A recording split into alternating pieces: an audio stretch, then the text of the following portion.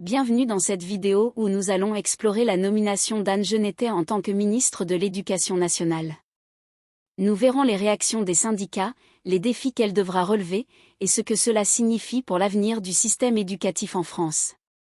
Restez avec nous pour tout savoir sur cette décision qui suscite déjà beaucoup de débats. Député des Français établis hors de France, l'élu macroniste s'était spécialisé à l'Assemblée nationale sur les sujets de défense et de diplomatie. Dès sa nomination samedi soir, les syndicats enseignants ont dénoncé son illégitimité. Son nom n'est pas celui qui a été le plus remarqué lorsqu'Alexis Kohler, secrétaire général de l'Élysée, a énoncé la composition du nouveau gouvernement, samedi 21 septembre en fin de journée. Mais il détonne malgré tout, au regard de son profil et du portefeuille dont elle a la charge.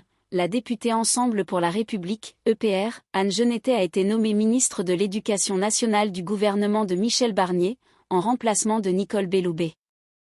Jusqu'à sa nomination surprise, cet élu du camp présidentiel était surtout connu pour ses travaux sur la défense et la diplomatie.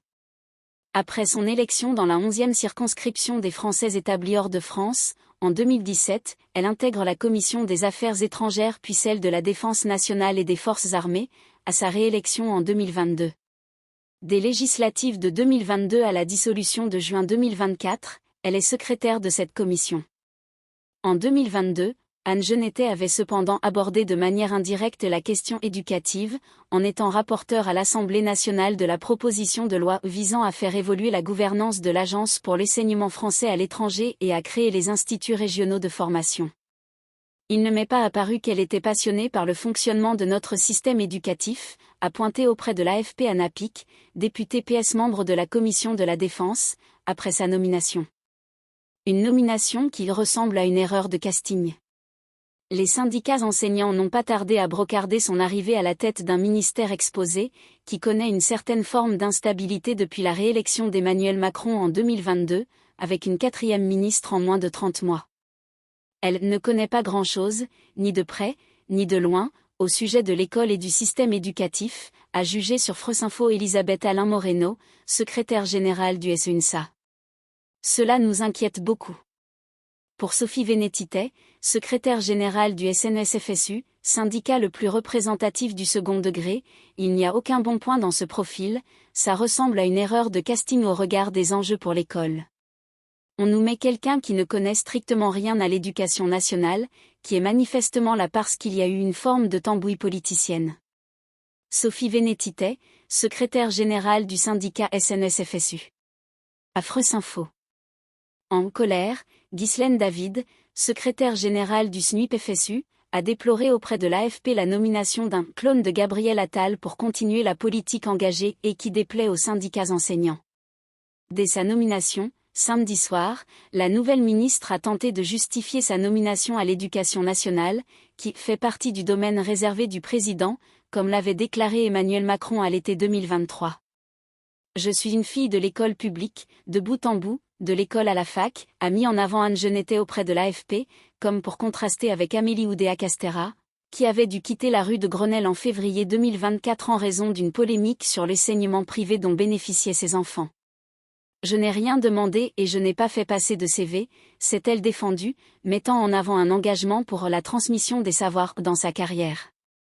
Immédiatement mise sous pression, cette médecin, auto-entrepreneur et blogueuse, comme le mentionnait jusqu'à dimanche matin son site internet, doit s'emparer de nombreux chantiers, de la rémunération des enseignants à la labellisation des manuels scolaires, en passant par la question de l'uniforme dans les établissements scolaires ou le sujet de la mixité scolaire.